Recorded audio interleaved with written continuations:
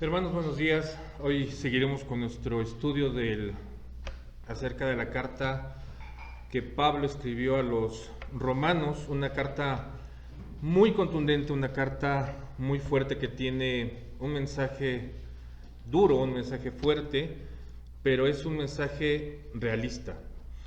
Para muchos una carta difícil de entender, pero sin embargo el entendimiento viene por parte del Espíritu Santo que obra en nosotros, y ese entendimiento es aplicado a quien realmente el Espíritu Santo ha tocado. Vimos hace 2 semanas con nuestro hermano Chris en el capítulo 1, versículo 16, que dice: el Evangelio es poder de Dios para salvación a todo aquel que cree. Y les voy a pedir que abran sus Biblias en el libro de Romanos, capítulo 1, versículos 18 al 32, que es la enseñanza del día de hoy. Y para los que tienen Biblia NBLA, está en la página 1151.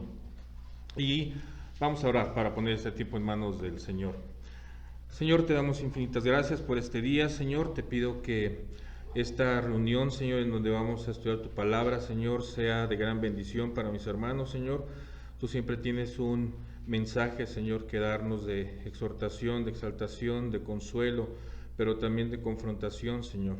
Que este mensaje que tú nos das al día de hoy, Señor, se anida en los corazones, Señor, para que todos nosotros podamos ver en qué estamos actuando mal, Señor, y lo podamos corregir, Señor. Tu palabra dice en Romanos 12:2: y no se adapten a este mundo, sino transfórmense mediante la renovación de su mente, para que verifiquen cuál es la voluntad de Dios, lo que es bueno, aceptable y perfecto. Nos ponemos en tus manos este día, Señor, y te damos gracias en nombre de tu Hijo Jesucristo. Amén y amén. Y Juan Calvino, teólogo, ministro, escritor, reformador, protestante, pastor y abogado, uno de los grandes autores de la Reforma protestante, escribió: la paz no debe ser comprada sacrificando la verdad. Y esta frase no me cabe duda que es la ideal para abrir la enseñanza del día de hoy, porque aquí se trata únicamente de predicar la verdad acerca del Evangelio de Cristo, el Evangelio único y verdadero, y no se ocultará de ninguna manera la verdad solamente por preservar la paz o solo por hablar lo que muchos de nosotros queremos escuchar. La palabra de Dios nos exalta a ser mejores. La palabra de Dios nos llena de consuelo en nuestros momentos de angustia. La palabra de Dios nos indica cuál es el camino por el que debemos nosotros de seguir. La palabra de Dios nos dice: esfuérzate y sé valiente. La palabra de Dios nos dice que tendremos victoria. Y eso nos gusta, eso nos encanta. Nos sentimos renovados, confortados, victoriosos, animados, valientes, pero también la palabra de Dios nos confronta.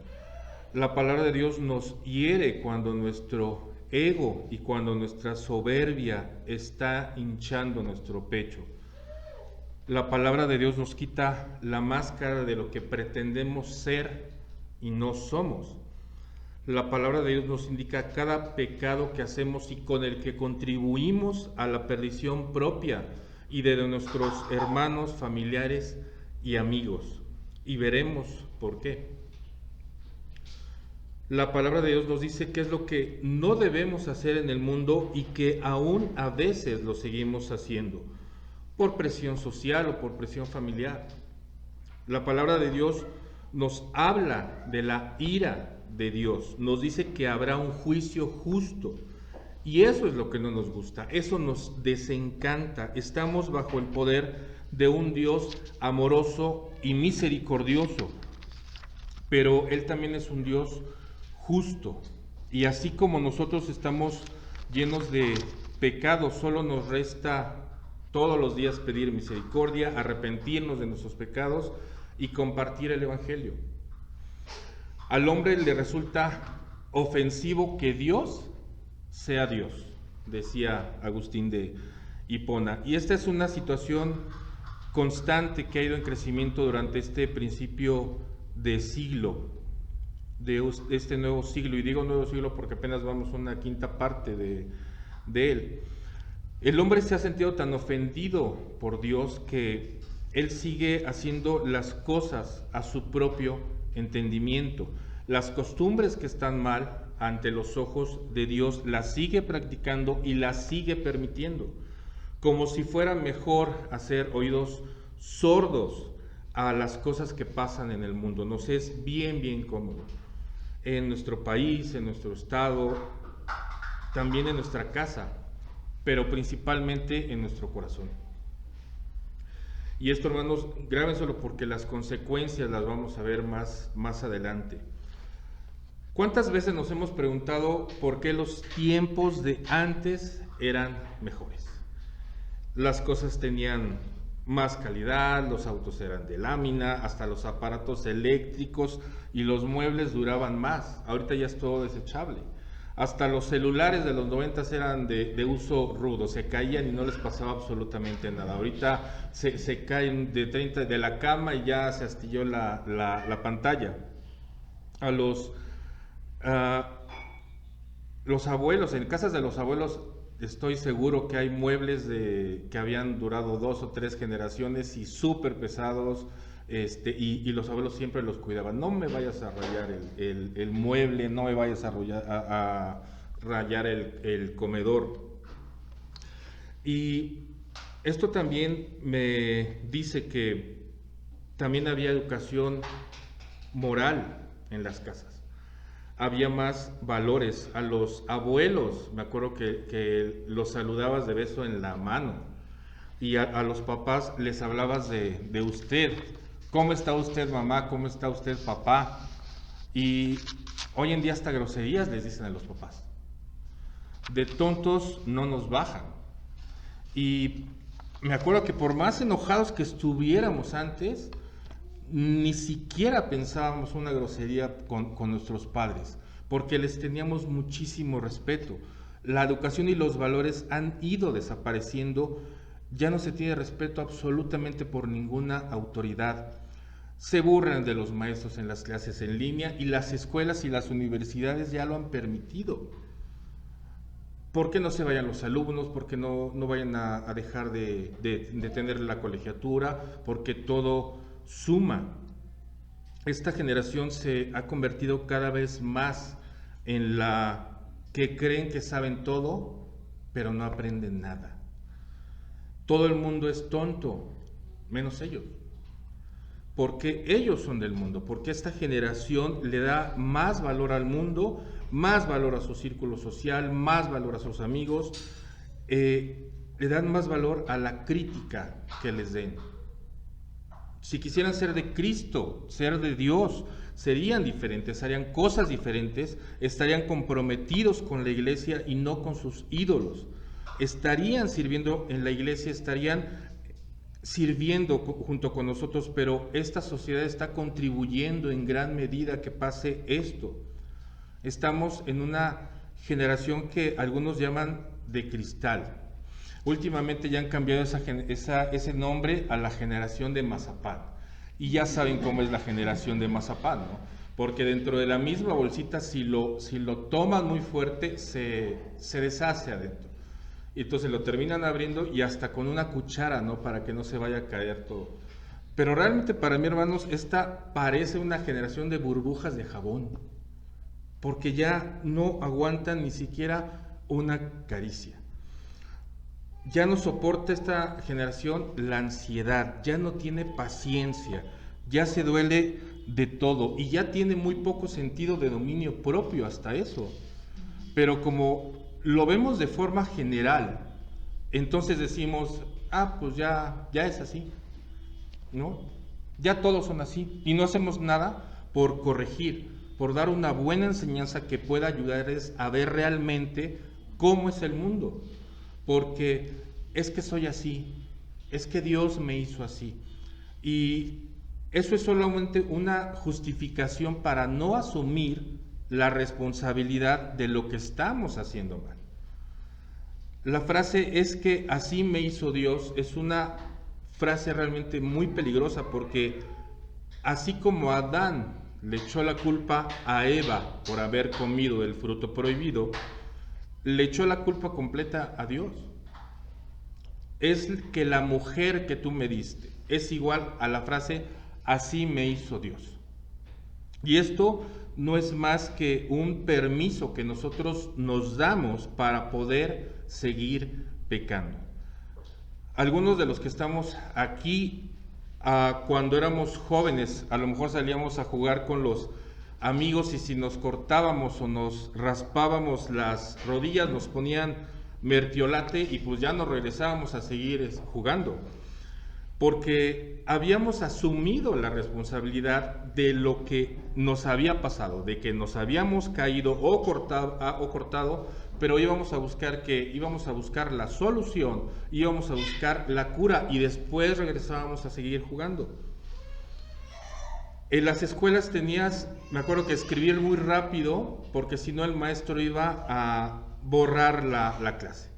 Y justamente lo que no te había dado tiempo de escribir era lo que te iban a preguntar en el examen.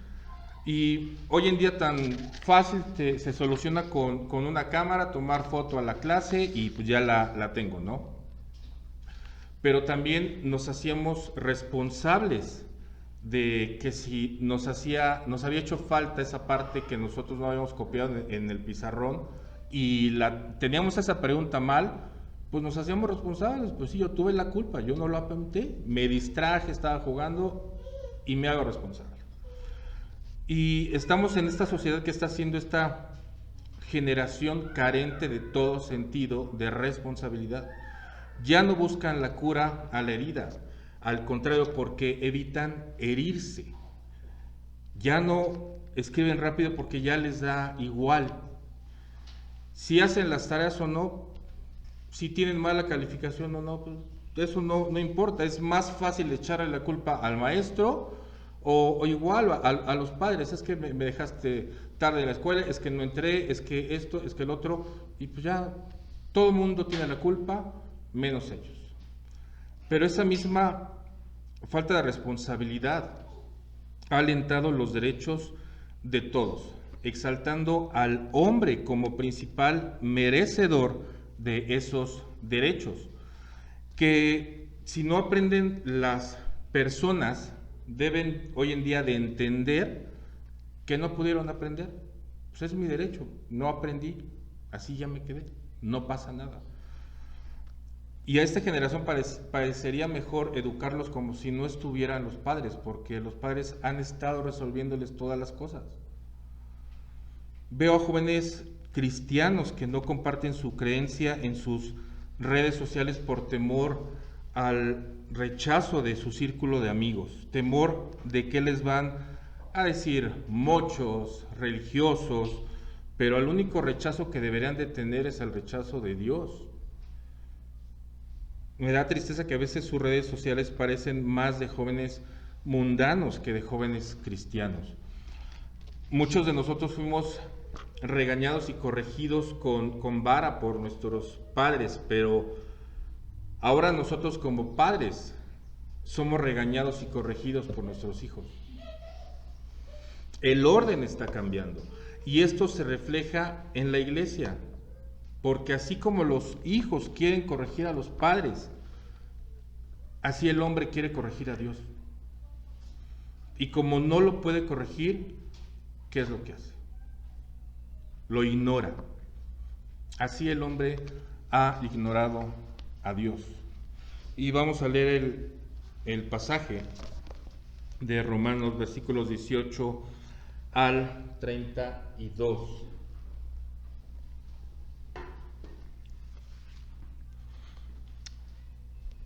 Porque la ira de Dios se revela desde el cielo contra toda impiedad e injusticia de los hombres, que con injusticia restringen la verdad. Pero lo que se conoce acerca de Dios es evidente dentro de ellos, pues Dios se lo hizo evidente, porque desde la creación del mundo sus atributos invisibles, su eterno poder y divinidad, se han visto con toda claridad, siendo entendidos por medio de lo creado, de manera que ellos no tienen excusa. Pues aunque conocían a Dios, no lo honraron como a Dios ni le dieron gracias, sino que se hicieron vanos en sus razonamientos y su necio corazón fue entenebrecido. Profesando ser sabios, se volvieron necios y cambiaron la gloria del Dios incorruptible por una imagen en forma de hombre corruptible, de aves, de cuadrúpedos y de reptiles. Por lo cual Dios los entregó a la impureza en la lujuria de sus corazones, de modo que deshonraron entre sí sus propios cuerpos, porque ellos cambiaron la verdad de Dios por la mentira, y adoraron y sirvieron a la criatura en lugar del Creador, quien es bendito por los siglos. Amén. Por esta razón, Dios los entregó a pasiones degradantes, porque sus mujeres cambiaron la función natural por la que es contra naturaleza. De la misma manera, también los hombres, abandonado el uso natural de la mujer, se encendieron en su lujuria unos con otros, cometiendo hechos vergonzosos hombres con hombres, y recibiendo en sí mismos el castigo correspondiente a su extravío. Y así como Dios no tuvieron a bien reconocer a Dios, Dios los entregó a una mente depravada, para que hicieran las cosas que no convienen. Están llenos de toda injusticia, maldad, avaricia y malicia, llenos de envidia, homicidios, pleitos, engaños y malignidad. Son chismosos, detractores, aborrecedores de Dios, insolentes, soberbios, jactanciosos, inventores de lo malo, desobedientes a los padres, sin entendimiento, indignos de confianza, sin amor, despiadados.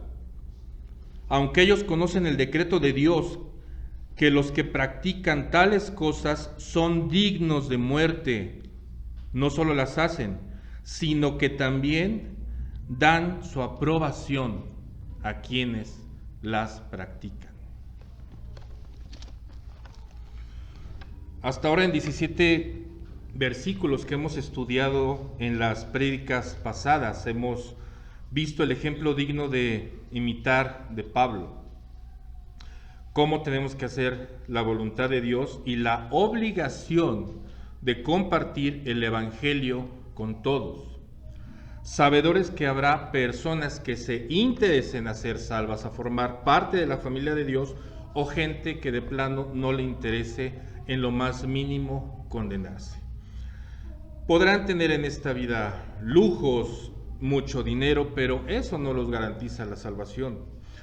Dios los puede estar entregando aún con todas sus comodidades y riquezas de este mundo, pero también puede estar preparando el juicio adecuado.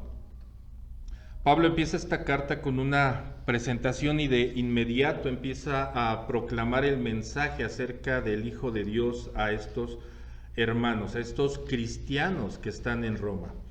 Les comunica el deseo de ir a verlos porque tiene la obligación para con los griegos y con los bárbaros.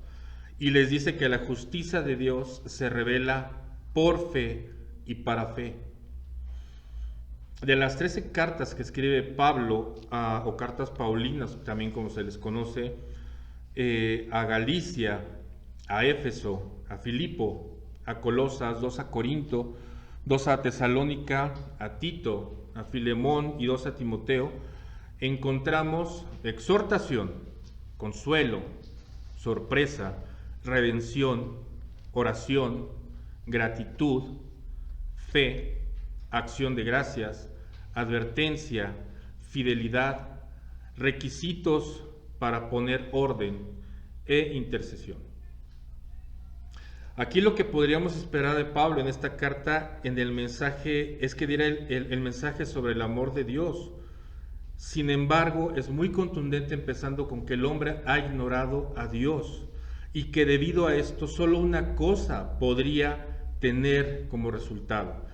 Y Pablo les dice, porque la ira de Dios se revela desde el cielo contra toda impiedad e injusticia de los hombres.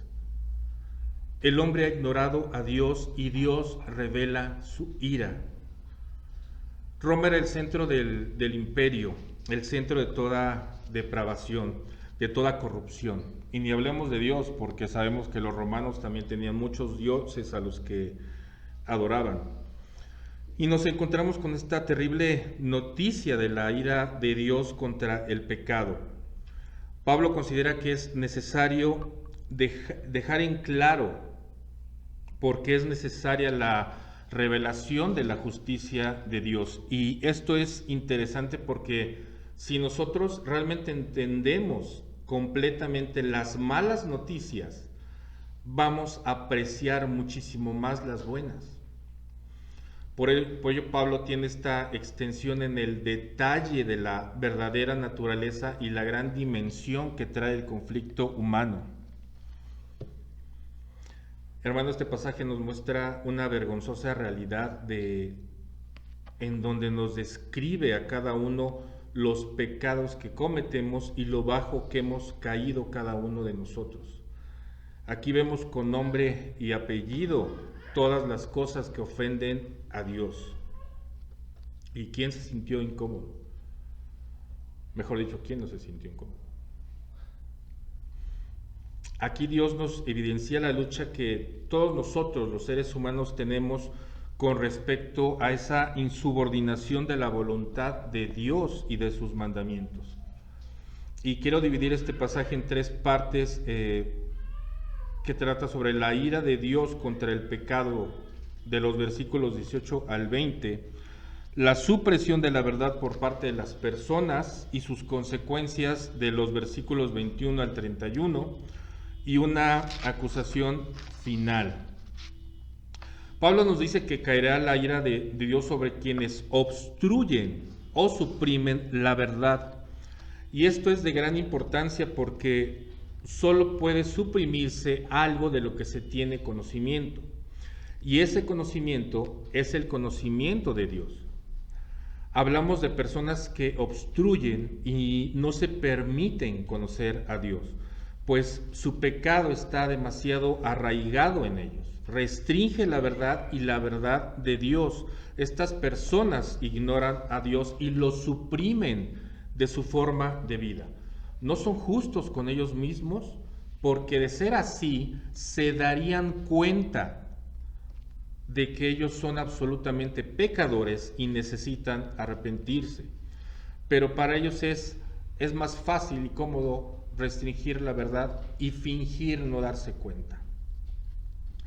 Versículos 19 y 20. Pero lo que se conoce acerca de Dios es evidente dentro de ellos, pues Dios se lo hizo evidente, porque desde la creación del mundo sus atributos invisibles, su eterno poder y divinidad se han visto con toda claridad, siendo entendidos por medio de lo creado, de manera que ellos no tienen excusa. Todos sabemos de una u otra manera que Dios existe. Hasta los ateos saben que Dios existe. El problema de los ateos es que no soportan la idea de que exista alguien tan poderoso y misericordioso que haya hecho toda la creación. El ateo es alguien enojado con Dios, y eso lo he comprobado muchas veces. Alguien que es ateo, si tú, hermano, le empiezas a hablar con él acerca de Dios, podrás notar en primer lugar que cambia completamente la cara, su semblante. Y si tú llegas a hacer las preguntas correctas acerca de su vida, podrás notar que ese ateo tuvo un episodio traumático o doloroso, ya sea de pequeño, ya sea de adulto, pero está tan enojado con Dios que se siente abandonado, pero no es porque no cree en Dios, es porque Dios no lo complació en sus deseos. Por eso están enojados. Y no hay otra manera de demostrar el enojo más que fugándose e ignorando lo que es evidente. Por lo que ellos tienen este entendimiento por medio de todo lo creado, y de esta manera ellos tampoco tienen excusa válida para negar la existencia de Dios. Ellos más bien tienen una excusa personal. De ellos habla Pablo, de ellos que están tan orgullosos y que son tan ególatras que se sienten que Dios les debe algo y que por esa deuda que les tiene Dios se merecen ser complacidos en todo. Quiero este coche, quiero esta mujer, quiero este hombre, y cuando Dios no los complace en eso, simplemente pues hacen berrinche y dejan de hablar. O no les ha pasado así, o no conocen algún hijo de algún matrimonio amigo. ¿Qué pasa cuando ese niño hace berrinche, ¿no? Empieza a llorar, a patalear, se echa en el piso y uno como padre pues lo deja, ¿no? Que haga el berrinche. ¿Ya acabaste? Ok, vámonos entonces. Pero el niño está enojado. El niño está enojado y llega al coche o en el transporte, y ¿qué es lo que hace? No nos habla y nos ve feo, nos ve con odio y nos dice y nos reclama: es que no me compraste lo que yo quería. Pues porque no te lo iba yo a comprar. Pero es que estoy enojado, te odio. Muchos padres hemos escuchado eso. Ese te odio de los hijos. ¿Y qué pasa cuando llegan a casa? Igual no nos hablan, igual se encierran en su cuarto, pasa la comida, la cena, y ellos tienen hambre, pero como buenos orgullosos no bajan a cenar y nos siguen sin hablar. Pero no por el hecho de que nos ignoren significa que los padres vamos a dejar de existir. Y eso mismo pasa con los ateos. No simplemente por el hecho de que ignoren a Dios significa que Dios va a dejar de existir. Tenemos tan solo el despertar todos los días y ver la grandeza del universo para ver la grandeza de Dios. Nos debe de bastar solamente eso para poder creer en Dios, y esto que hoy tenemos es solamente por gracia de Dios. La segunda parte es la supresión de la verdad por parte de las personas y sus consecuencias. Y esta sección central es la más extensa, pero también la más dolorosa, en donde por desgracia todos nosotros, todos, absolutamente todos, tenemos algo que ver. Y no solo hablo de los que estamos aquí en la iglesia, sino de todos los que vivimos en este mundo. Versículo 21, pues aunque conocían a Dios, no lo honraron como a Dios, ni le dieron gracias, sino que se hicieron vanos en sus razonamientos, y su necio corazón fue entenebrecido. Profesando ser sabios, se volvieron necios. Conocemos a Dios, sin embargo, no lo estamos honrando como deberíamos. Muchas veces ni las gracias le damos. Cuando nos levantamos tarde, cuando ya se nos hizo tarde para ir al trabajo, ya ni siquiera pensamos en Él. Cuando todo urge en el trabajo, en el negocio, en la casa, todo se convierte en nosotros, en satisfacer nuestras propias necesidades. Y quizás, hermano, podrás decir: pues yo no, y está bien, pero la excepción no hace la regla.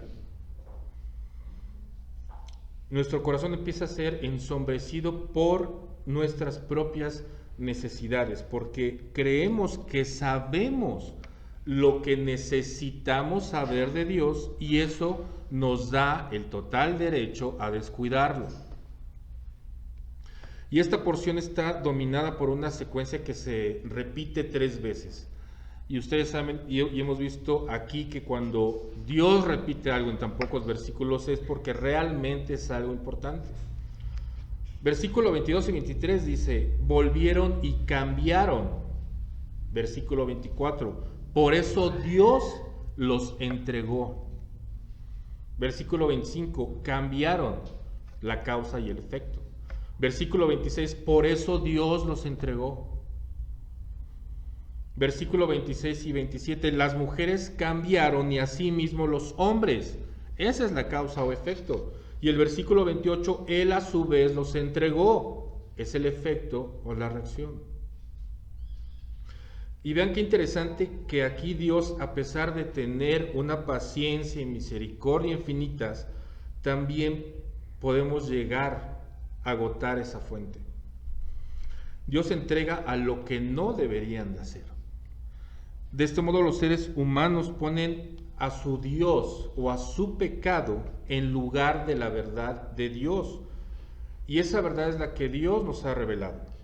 Esta revelación está en su palabra, o dicho de otro modo, los hombres ponen a sus ídolos y a sus pecados en lugar de la palabra de Dios. Y debido a esto Dios reacciona. Dice Dios, entregándolos a las consecuencias de las decisiones que ellos han tomado. Y Pablo habla sobre los ídolos. Y hoy en día hacemos muchas cosas nosotros como ídolos.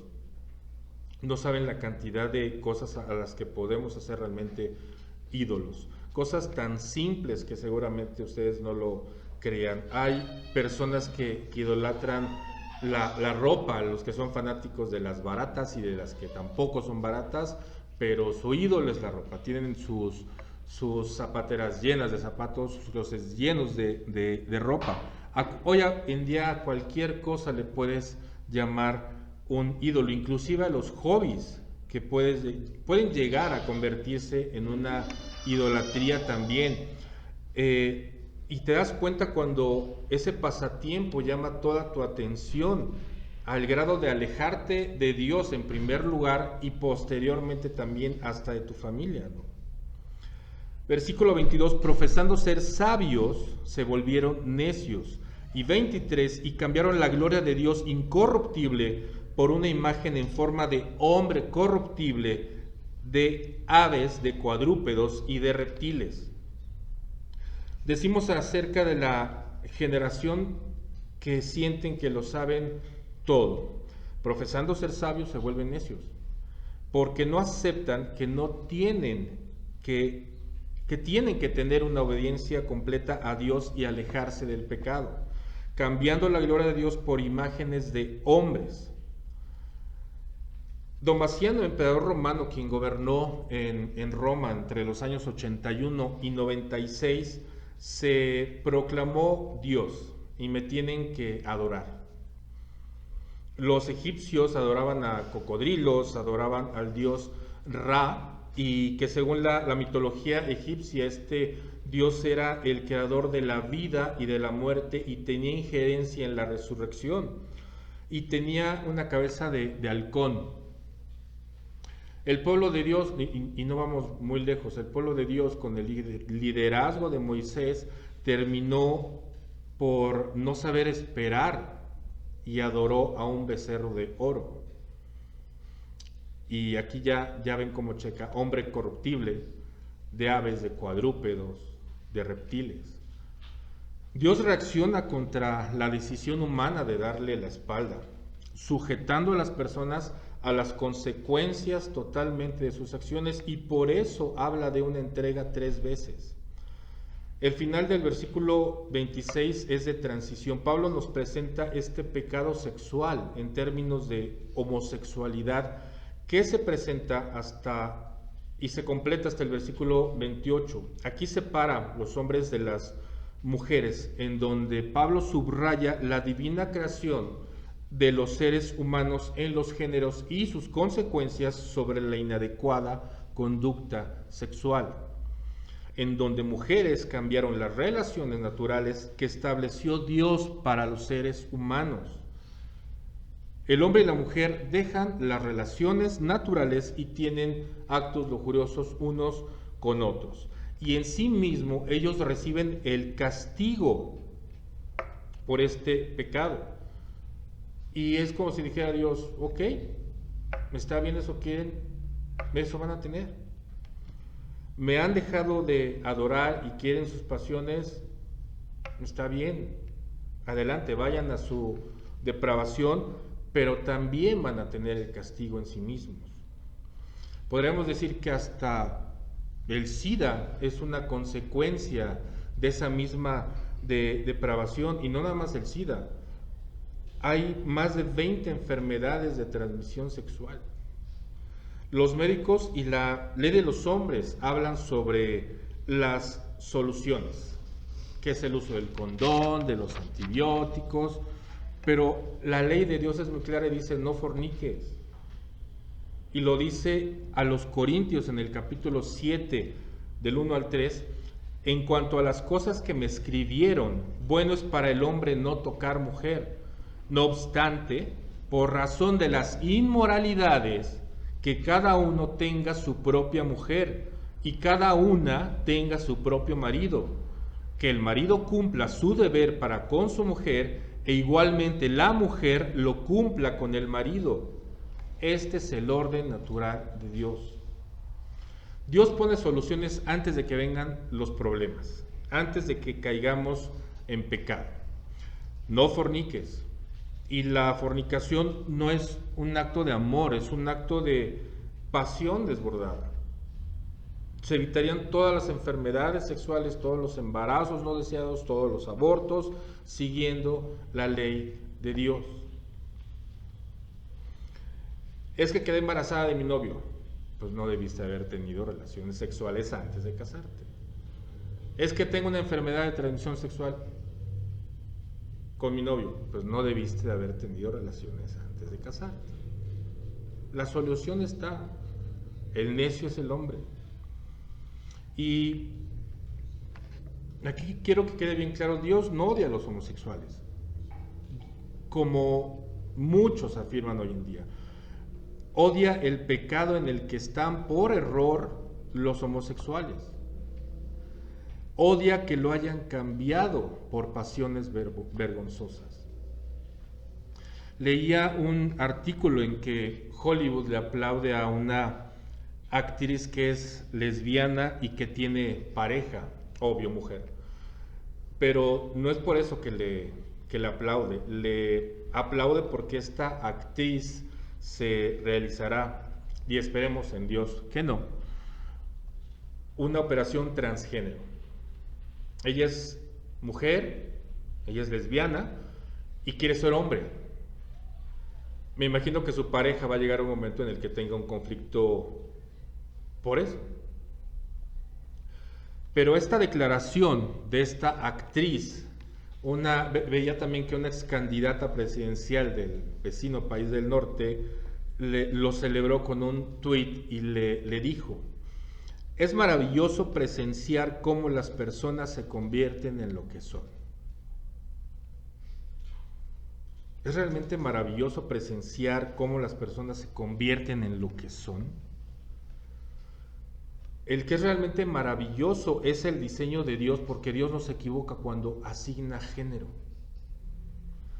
Y el artículo del que les hablo lo escribe un ex homosexual, quien habla de que él era un homosexual de closet, reprimido, que asistía a los desfiles de orgullo gay en muchas ciudades de Estados Unidos, apoyando las manifestaciones por la igualdad del matrimonio entre homosexuales, y que su identidad como homosexual era realmente inmutable, o eso era lo que él pensaba. Y leer un corto fragmento de este artículo porque tiene mucho que ver con el pasaje de hoy. En 2009 experimenté algo extraordinario. Tuve un encuentro radical con Cristo mientras asistía a una iglesia evangélica en Hollywood por primera vez. Fui invitado por un extraño que conocí en una cafetería la semana anterior. Entré en la iglesia como un ateo gay y salí 2 horas después como un cristiano nacido de nuevo, enamorado de Jesús.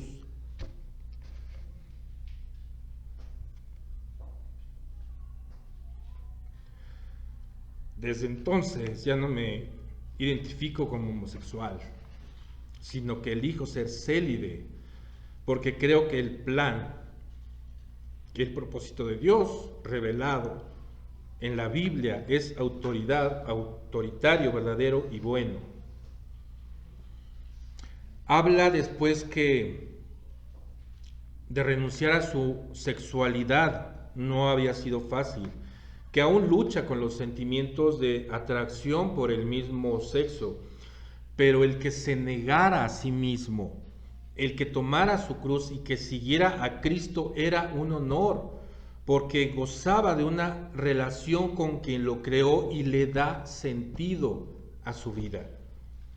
Ya su identidad no está en su sexualidad, su identidad está en Jesús.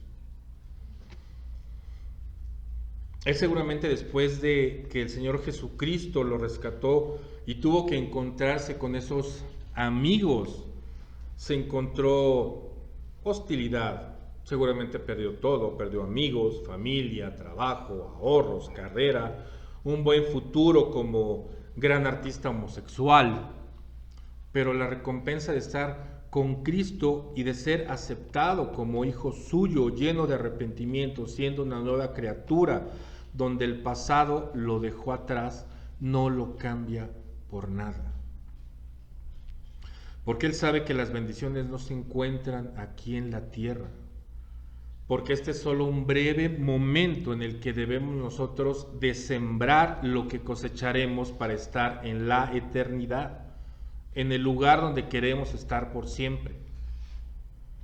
Y Jesús nos habla en Juan, en el capítulo 15, versículos 18 y 19 sobre esto. Si el mundo los odia, sepan que me ha odiado a mí antes que a ustedes. Si ustedes fueran del mundo, el mundo amaría lo suyo. Pero como no son del mundo, sino que yo los escogí de entre el mundo, por eso el mundo los odia. Y aquí quiero enfatizar que tuvo un encuentro radical con Cristo. Por primera vez asiste a una iglesia, invitado por un extraño, entra como ateo homosexual y sale como cristiano nacido de nuevo, enamorado de Jesús. Elige ser célibe porque cree en el plan y el propósito de Jesús para su vida, porque eso es verdadero y bueno.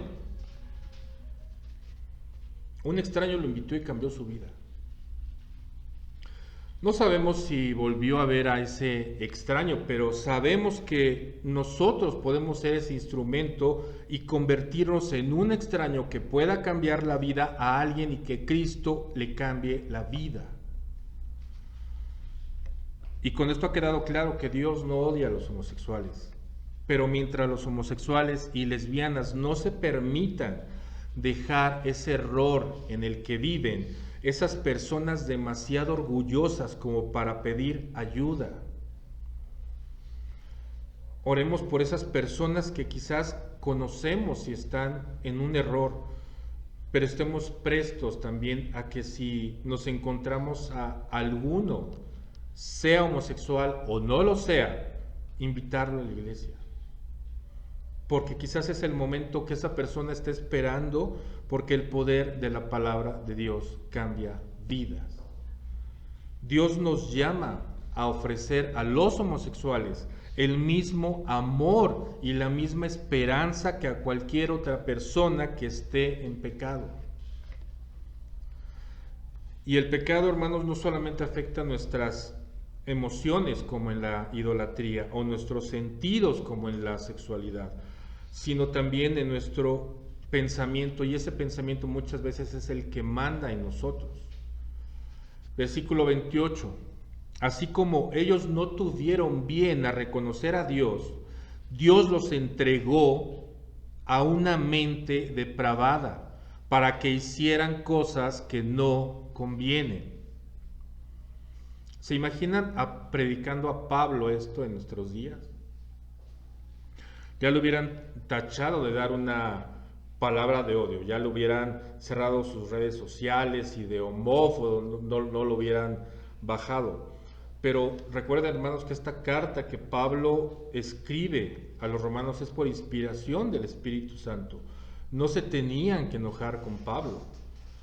Se tenían y están enojados por Dios por no aceptar la condición natural de cómo Dios creó al hombre y mujer y para qué los creó, y también la manera de su diseño divino. Y ya vamos a terminar, hermanos, solo faltan 4 versículos. Pero en ocasiones también viene la mejor parte al final. Viene la cereza del pastel. Ya vimos la depravación y que la mujer y el hombre que cometen actos indecentes tienen su castigo mientras permanezcan en el error. En los versículos 29 al 31, Pablo nos da una serie de elementos de la conducta pecaminosa en general y vemos que afirma, se han llenado de y son. Después de que Pablo enfatiza la idolatría y los pecados sexuales, quizás muchos de nosotros pensemos, pues yo no soy idólatra, yo me cuido de la idolatría, que todos en cierto grado sí somos idólatras. Y yo no soy homosexual ni soy lesbiana, entonces yo no encajo ahí. Yo no cometo estos pecados que Dios tacha de importantes, unos pecados realmente graves. Y podemos poner a nuestro favor a Pablo diciendo en 1 Corintios 6:9, ¿o qué no saben que los injustos no heredarán el reino de Dios?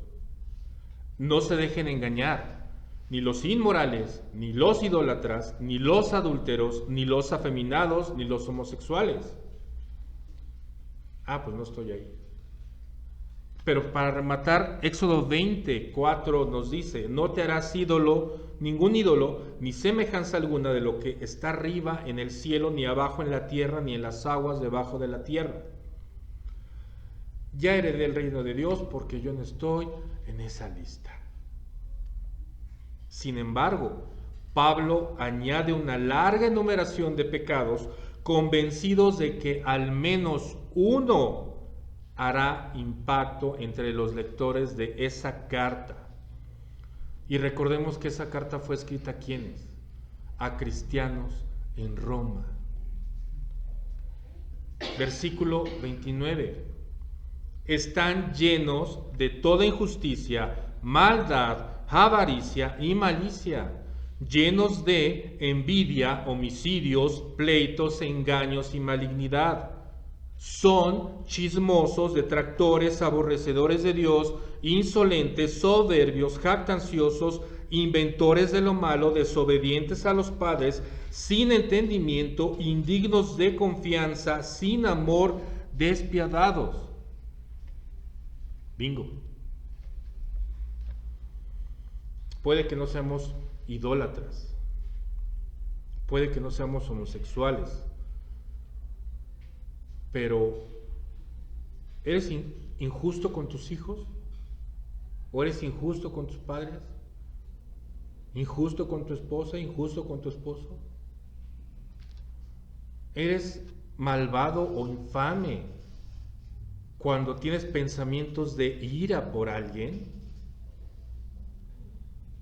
Tu hermano, ¿eres avaro o tacaño y no compartes o no devuelves lo que es de Dios?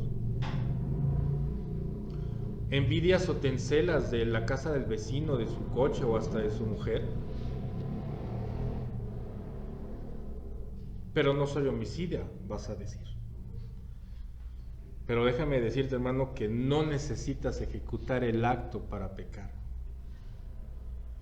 Si ya lo pensaste, en ese momento ya pecaste.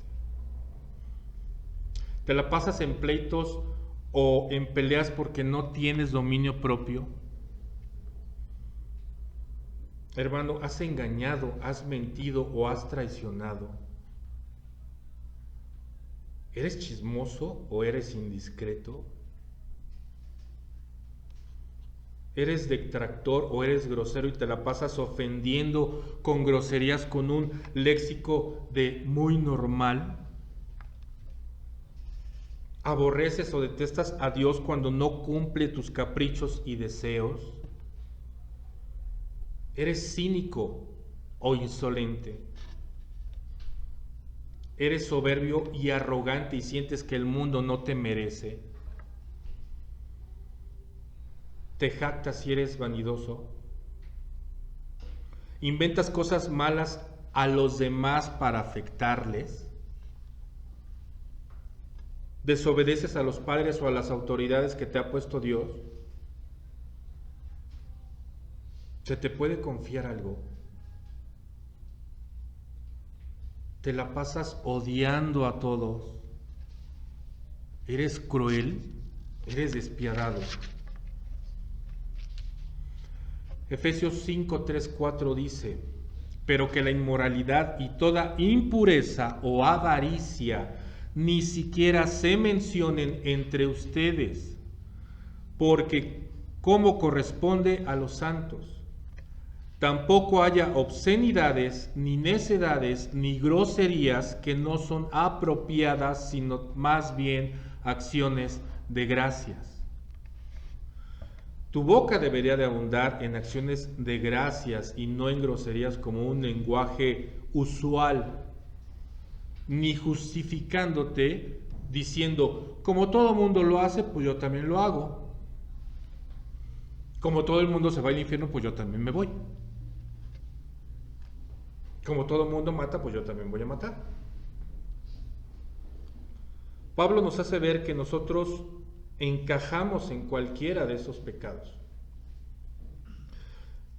Pero nos dice,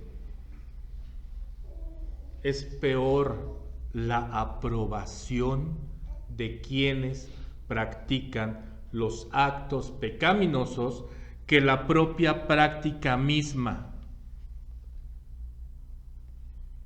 Versículo 32.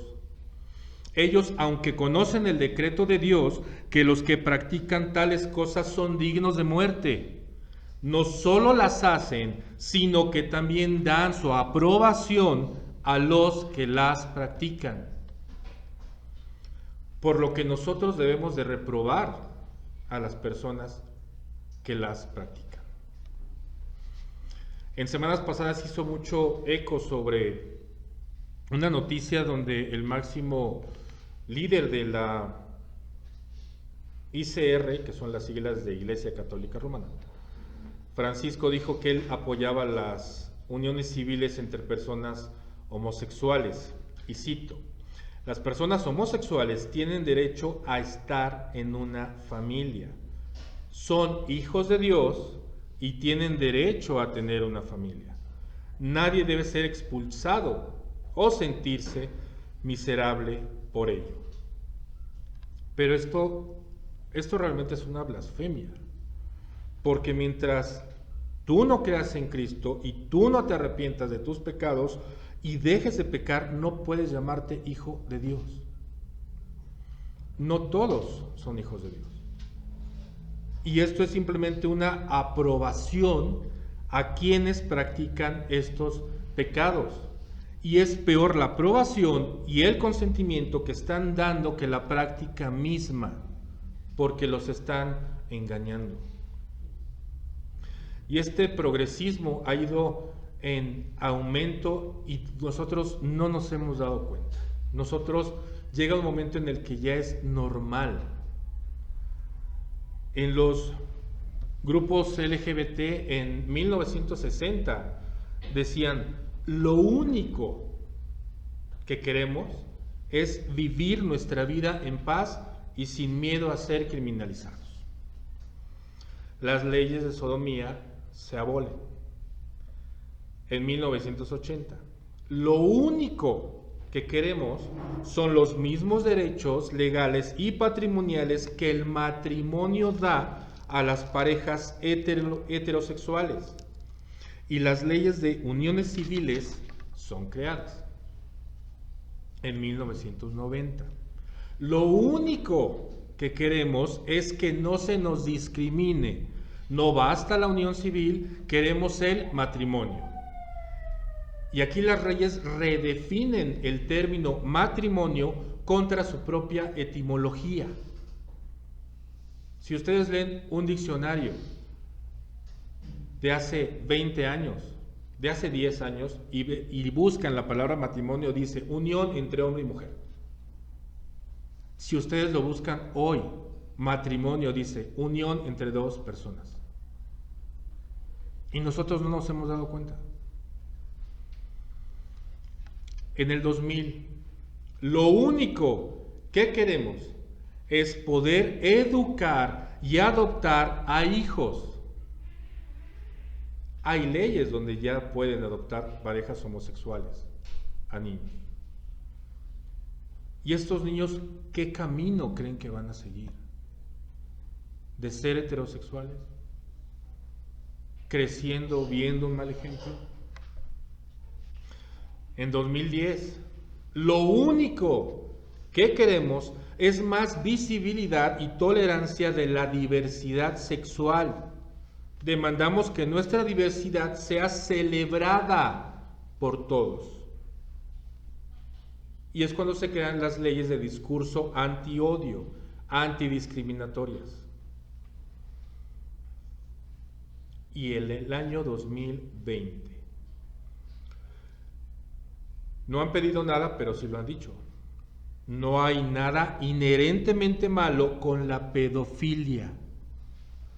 Es simplemente otra orientación sexual. ¿Se legalizará acaso el que se pueda tener relaciones sexuales con menores? ¿Qué van a pedir en 10 años? ¿Qué más aberración? ¿Qué más depravación? John Wesley decía que lo que una generación tolera, la siguiente lo abraza. Queda claro ahora lo que falta, esa falta de enseñar valores, educación y responsabilidad ha creado por consentir generaciones sin responsabilidad. Y tenemos 5 aplicaciones para este pasaje que están en la parte de atrás de su boletín. La aplicación número 1 es: debemos de tener coherencia. ¿Qué es lo que nosotros como cristianos estamos anunciando allá afuera? ¿Estamos viviendo de verdad como cristianos?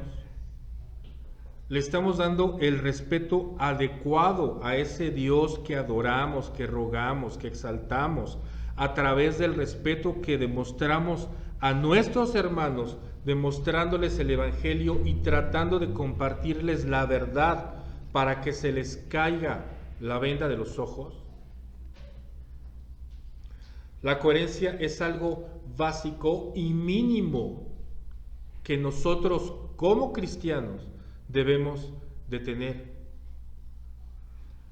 Hay muchas personas que he escuchado que dicen pestes sobre el cristianismo tan solo por ver la manera en que viven los cristianos que conocen. Escuchaba en la semana una frase muy cierta sobre la coherencia. Tenemos que ser los mismos en la iglesia, en la calle, en el trabajo, en la casa, y agradecer a Dios por ello. Y no con esto quiero decir que los cristianos deban de ser perfectos. Los cristianos también pecan y los cristianos se arrepienten todos los días.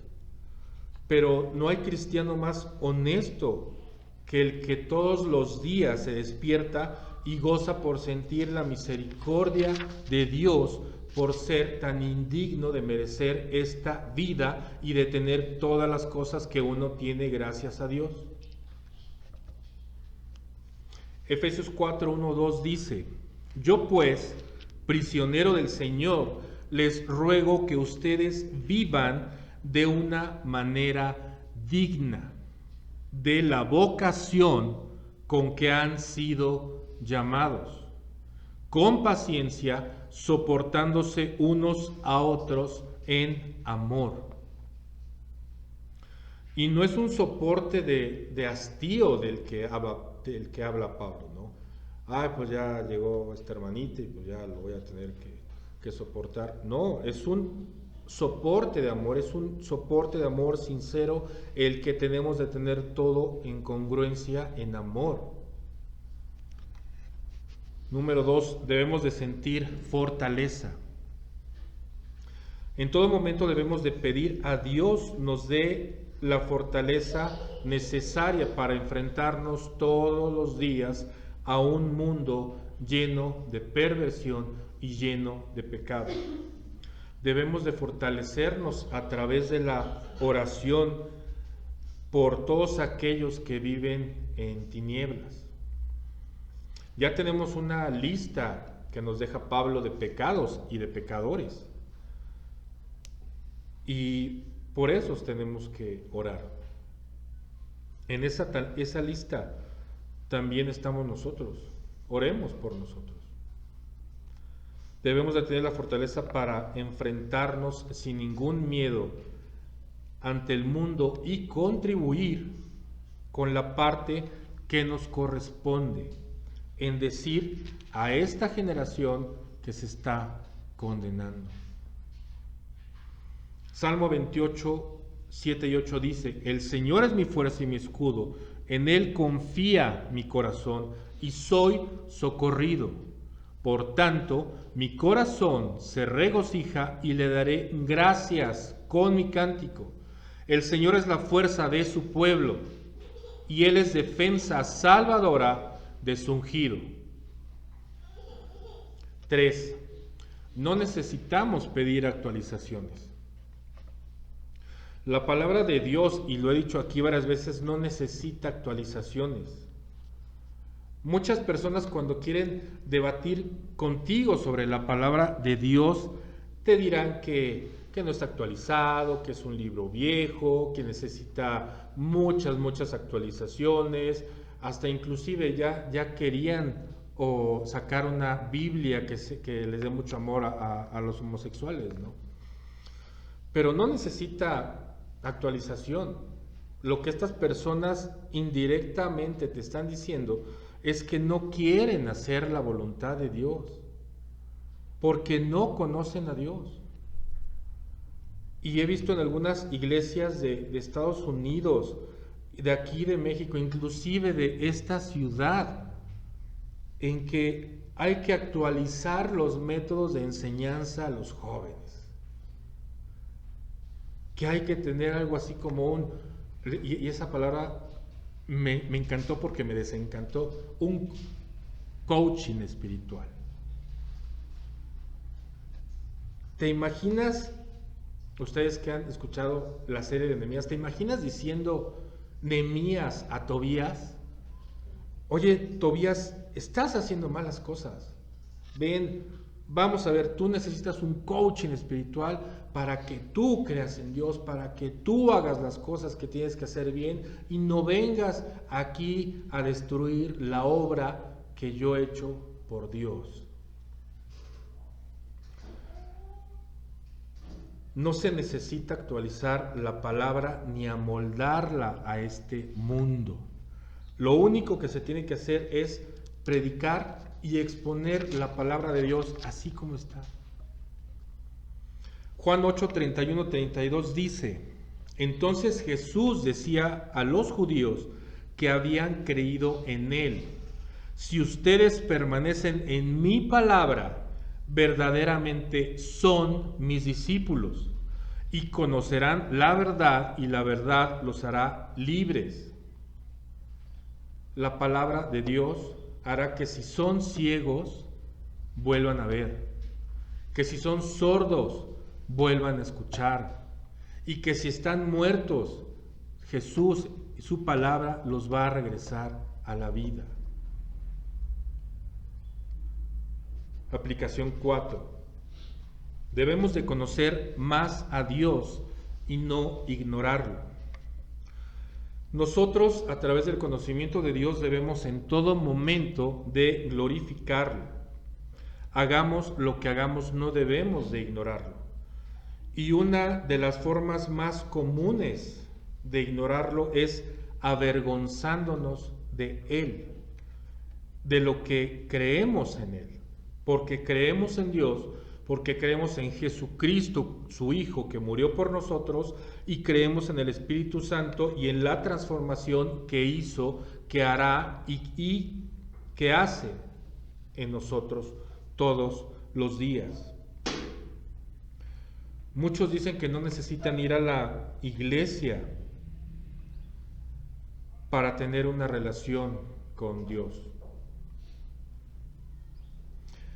Pero déjame decirte, hermano, que es necesario venir a la iglesia para alimentarnos de la palabra, porque nuestro ayuno de la palabra de Dios se va a convertir en una importante razón para alejarnos de Dios. Porque esto es una relación con Dios. Dios no es nuestro cuate como para estar con Él cuando nosotros queramos. Ay, hoy tengo ganas de ir a ver a Dios, pues voy a verlo, ¿no? Hoy no tengo ganas, hoy me levanté de malas, hoy tengo cosas más importantes que hacer que Dios, entonces no voy. Dios es el Señor y creador de todo lo visible y lo invisible, creador del universo. Dios es nuestro Padre, Dios es nuestro dueño y tenemos que estar reunidos para adorarlo, para glorificarlo, porque tenemos una instrucción que Él nos da a los que somos salvos. Estar con Él en la familia de Dios, pertenecer a esa familia. Charles Stanley escribió: nunca sacrifiques tu relación con Dios por tu relación con otra persona. Hechos 22, 46 y 47 dice: día tras día continuaban unánimes en el templo, partiendo el pan en los hogares. Comían juntos con alegría y sencillez de corazón, alabando a Dios y hallando favor con todo el pueblo. Y el Señor añadía cada día al número de ellos los que iban siendo salvos. Aplicación 5. Y quizás es la aplicación que más nos va a costar trabajo. No debemos de dar la aprobación a lo que está mal. Charles Spurgeon escribió: lo correcto es correcto, aunque todos lo condenen. Y lo incorrecto es incorrecto, aunque todos lo aprueben. Hoy en día tenemos estos movimientos de derechos para todos. Pero nosotros, déjenme decirles, que nosotros no tenemos derechos. Porque nosotros no somos más que viles pecadores, que solo por la gracia de Dios es que estamos aquí. Solamente por la misericordia de Dios nos permite ser salvos siguiendo los mandamientos de Dios para continuar con nuestra vida. Nuestros derechos, hermanos, terminaron con el pecado de Adán. Ahí se acabaron, no tenemos derechos. Es que quiero mi derecho a sentirme al árbol.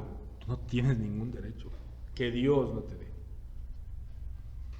Nosotros como cristianos no debemos de tolerar lo que está mal solamente porque el mundo dice que está bien. No solamente porque tenemos que quedar bien con la familia, con los amigos, con los compañeros de trabajo. Porque este mundo hoy en día nos está tachando de intolerantes por decir la verdad y estamos siendo intolerados por quienes se dicen muy tolerantes. Quieren en todo inclusión, pero si piensas diferente, ellos mismos te excluyen. Ellos son los primeros que dicen, somos inclusivos, pero realmente no lo son. Jesús nos dice en Juan 16:33, estas cosas les he hablado para que en mí tengan paz. En el mundo tienen tribulación, pero confíen. Yo he vencido al mundo. Hermanos, el día de hoy tendremos que hacer una lista y analizarnos. Vamos a celebrar el nacimiento del Hijo de Dios, bien bañaditos, bien vestiditos, con una rica cena, pero bien sucios por dentro. Ver pecado por pecado. ¿Qué es lo que estamos haciendo mal? Empezando de entrada por el pecado de creer que nosotros estamos bien y no cometemos muchos pecados. Pecado es pecado. Gálatas 4:16 dice: me he vuelto, por tanto, enemigo de ustedes por decirles la verdad. Dios llama a su pueblo a dejar totalmente el pecado y no a probarlo. Y si nosotros sufrimos por decir esa verdad, bendito ese sufrimiento. Si nosotros sufrimos por su causa, porque a Cristo lo odiaron primero y Él nos escogió de entre el mundo, seamos buenos merecedores de esta herencia que Jesús nos ha dado como sus hijos.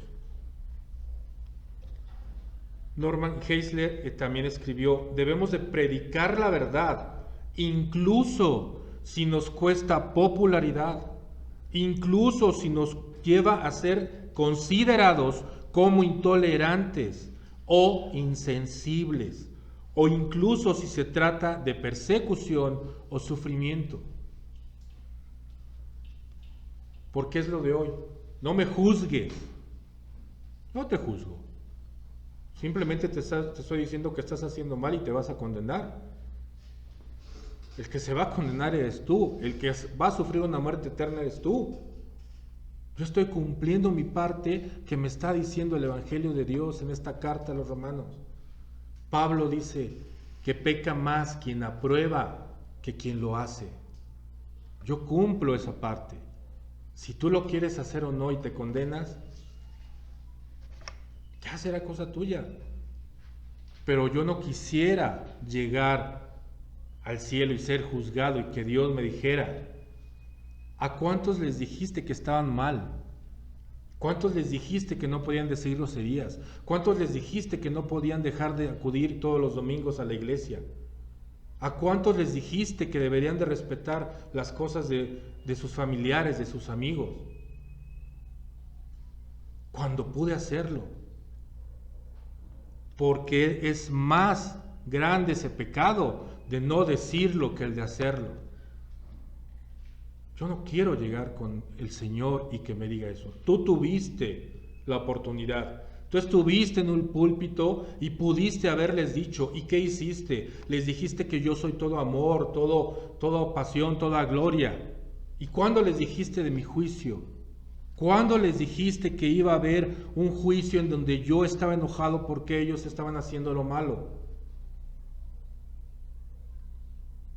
Entonces, hermanos, me perdonarán, pero es mi obligación dar esta advertencia. Me entristezco cuando escucho prédicas de pastores que son muy conocidos y en ningún momento hablan de la ira. Este pasaje estuve buscando y hubo uno que ni siquiera nombró la homosexualidad. ¿Qué estamos diciendo? ¿Qué estamos haciendo? Estamos nosotros siendo permisivos, tolerando todo el pecado. Acaban de leer una historia en la que un homosexual, gracias a Dios, se regeneró. Un extraño lo invitó, ni siquiera fue un amigo, porque sabemos que todo su círculo de amigos tienen ese mismo pecado. Un homosexual no le va a decir a otro homosexual: oye, vamos a la iglesia, ¿verdad? Bueno, me imagino que sí, cuando haya una iglesia de homosexuales. Pero en ese momento, si hay un buen mensaje, la palabra de Dios cambiará.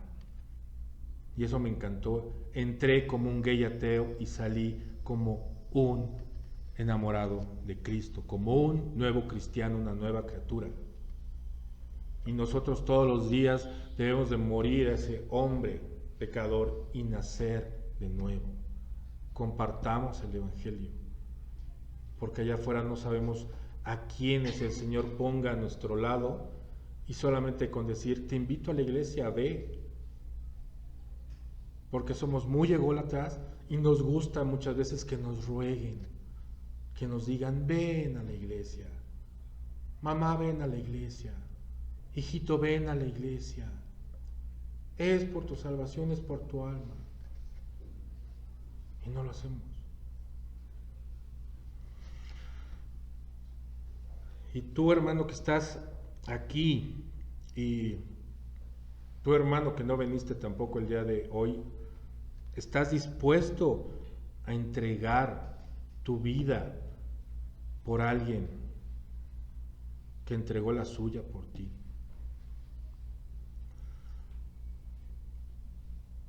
Qué buena cena vamos a tener el jueves. ¿El jueves? Sí, es jueves.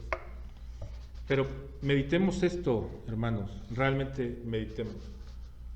Esta carta de Romanos realmente empieza diciéndoles a los cristianos en Roma, la ira de Dios viene. Tengamos mucho cuidado de ser permisivos con quienes no debemos de ser permisivos. Vamos a orar. Señor, te damos infinitas gracias, Señor, por esta palabra, Señor, que hemos compartido el día de hoy, Señor. Y te pedimos, Señor, que esta palabra esté hondo en los corazones, Señor. Tú, Señor, guíanos, consuélanos, Señor, pero también dignos en que estamos mal, Señor. En esa lista de pecados, Señor, haznos saber, Señor, qué es lo que debemos de cambiar para honra y gloria tuya, Señor. Danos un buen inicio de semana, Señor, y un buen convivio, Señor, para celebrar ese nacimiento tuyo, Señor. En nombre de tu Hijo Jesucristo damos gracias. Amén y amén. Y bueno, hermanos, va a haber mensajes